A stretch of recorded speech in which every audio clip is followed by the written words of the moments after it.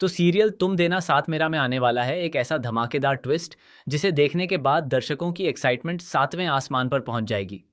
जी हाँ, आने वाले एपिसोड में एक ऐसा बड़ा मोड़ देखने को मिलेगा जहां रक्षित सबके सामने अपराजिता की मांग में सिंदूर भर देगा। ये नज़ारा देखते ही ईरा के पैरों तले जमीन खिसक जाएगी, जबकि पूरे परिवार और ऑफिस में मौजूद लोग हैरान रह जाएंगे। किसी को भी यकीन नहीं होगा कि कुछ ही पलों में सब कुछ इतनी तेजी से बदल जाएगा। लेकिन सबसे बड़ा सवाल यही है कि आखिर ऐसा क्या होगा कि रक्षित को यह कदम उठाना पड़ेगा। क्या ये सब एक हादसा होगा, किसी गलतफहमी का नतीजा होगा, या फिर रक्षित अपने दिल की बात पूरी दुनिया के सामने स्वीकार कर लेगा। आइए जानते हैं पूरी कहानी विस्तार से। लेकिन उससे पहले अगर आपने अभी तक हमारे चैनल को सब्सक्राइब नहीं किया है तो अभी कर लीजिए, क्योंकि यहाँ आपको हर दिन आपके पसंदीदा सीरियल्स की सबसे पहले और सबसे सटीक अपडेट मिलती है। जैसा कि आपने पिछले एपिसोड में देखा, अपराजिता की जिंदगी में एक बहुत बड़ा बदलाव आ चुका है। आखिरकार उसे ललित से तलाक मिल गया है। लंबे समय तक दर्द, अपमान और संघर्ष झेलने के बाद अब वह अपनी जिंदगी की नई शुरुआत करना चाहती है। उसके चेहरे पर पहली बार सुकून दिखाई देता है। उसे लगता है कि अब वह अपने फैसले खुद ले पाएगी और किसी के दबाव में नहीं जिएगी। दूसरी तरफ रक्षित के लिए भी यह खबर किसी खुशखबरी से कम नहीं है। वह काफी समय से अपराजिता से अपने दिल की बात कहना चाहता था, लेकिन उसकी शादी और हालात की वजह से हमेशा खुद को रोक लेता था। अब जब अपराजिता पूरी तरह आजाद हो चुकी है, तो रक्षित को लगता है कि शायद किस्मत ने उसे दूसरा मौका दिया है। वह अब अपने प्यार को किसी भी कीमत पर खोना नहीं चाहता। हालांकि अपराजिता को पहले से ही इस बात का एहसास है कि रक्षित सर उसके लिए कुछ अलग महसूस करते हैं।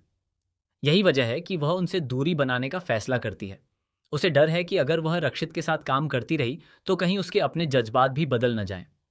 इसी सोच के साथ वह कंपनी छोड़ने का फैसला करती है और अपना रिजाइन लेटर लेकर रक्षित के केबिन में पहुंच जाती है। लेकिन यहाँ कहानी अचानक ऐसा मोड़ लेती है जिसकी किसी ने कल्पना भी नहीं की होती। जैसे ही रक्षित रिजाइन लेटर पढ़ता है, उसका गुस्सा सातवें आसमान पर पहुंच जाता है। हालांकि यह गुस्सा असली नहीं, बल्कि अपराजिता को रोकने की एक कोशिश होती है।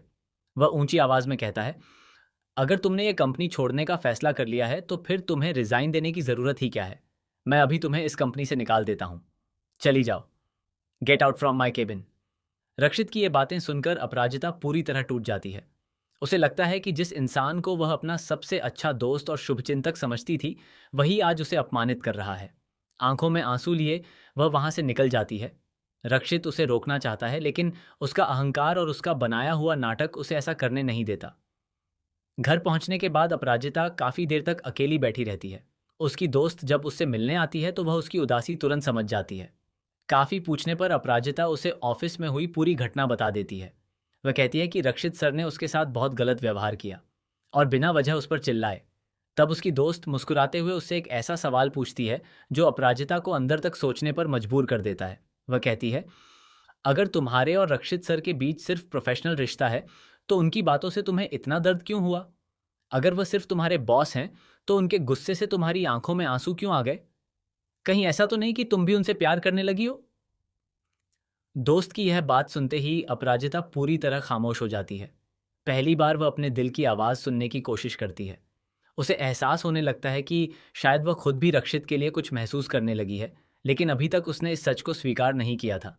इधर दूसरी तरफ ईरा को भी धीरे धीरे रक्षित और अपराजिता की बढ़ती नज़दीकियों का अंदाज़ा होने लगता है। वह किसी भी कीमत पर इन दोनों को एक नहीं होने देना चाहती। वह फैसला करती है कि अगर उसे रक्षित को पाना है तो अपराजिता को उसकी जिंदगी से हमेशा के लिए दूर करना होगा। इसी वजह से वह एक नई चाल चलने की तैयारी करती है। उधर अपराजिता की बहन भी अपनी जिंदगी का बड़ा फैसला लेने वाली है। पैसों और ऐशो आराम की चाहत में वह विवान के करीब जाने लगती है और अपने मंगेतर रोहन से रिश्ता तोड़ने का मन बना लेती है।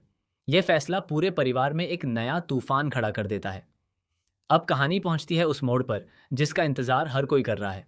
ऑफिस में एक बड़ा फंक्शन आयोजित किया जाता है।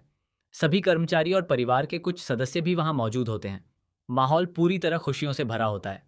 किसी को भी अंदाजा नहीं होता कि अगले कुछ सेकंड में ऐसा कुछ होने वाला है जिससे हर किसी की जिंदगी बदल जाएगी। इसी दौरान अचानक मंच के पास अफरा तफरी मच जाती है। अपराजिता का संतुलन बिगड़ जाता है और उसे संभालने के लिए रक्षित तुरंत उसकी तरफ दौड़ता है। दोनों एक दूसरे के बेहद करीब आ जाते हैं। तभी एक ऐसी घटना होती है जिसे देखकर वहां मौजूद हर शख्स दंग रह जाता है। रक्षित के हाथ में मौजूद सिंदूर अपराजिता की मांग में भर जाता है। कुछ पल के लिए पूरा माहौल बिल्कुल शांत हो जाता है। किसी की जुबान से एक शब्द तक नहीं निकलता। यह दृश्य देखते ही ईरा का चेहरा गुस्से से लाल हो जाता है उसे लगता है कि उसका सब कुछ खत्म हो गया। परिवार के लोग भी समझ नहीं पाते कि यह हादसा था या किस्मत का फैसला। वहीं रक्षित और अपराजिता भी एक दूसरे को देखकर हैरान रह जाते हैं। दोनों की आंखों में हजारों सवाल होते हैं, लेकिन किसी के पास उनका जवाब नहीं होता। अब देखना बेहद दिलचस्प होगा कि क्या रक्षित इस पल को अपनी किस्मत मानकर अपराजिता का साथ निभाएगा, या फिर हालात इन दोनों को एक बार फिर अलग कर देंगे। क्या ईरा इस रिश्ते को तोड़ने के लिए कोई नई साजिश रचेगी, और क्या अपराजिता आखिरकार अपने दिल की बात स्वीकार कर लेगी। इन सभी सवालों के जवाब आने वाले एपिसोड्स में मिलने वाले हैं, जो कहानी को पहले से भी ज्यादा रोमांचक बना देंगे। तो बताइए, इस धमाकेदार ट्विस्ट को देखने के लिए आप कितने एक्साइटेड हैं? क्या आपको लगता है कि रक्षित और अपराजिता की जोड़ी आखिरकार हमेशा के लिए एक हो जाएगी, या ईरा की नई चाल उनकी खुशियों को फिर से बर्बाद कर देगी? अपनी राय हमें कमेंट बॉक्स में ज़रूर बताइए। ऐसी ही लेटेस्ट टीवी अपडेट्स, आने वाले एपिसोड्स के बड़े ट्विस्ट, स्पॉइलर और सबसे तेज़ खबरों के लिए हमारे चैनल को अभी सब्सक्राइब करें और बेल आइकन को भी ज़रूर दबाएं, ताकि कोई भी नई अपडेट आपसे मिस ना हो।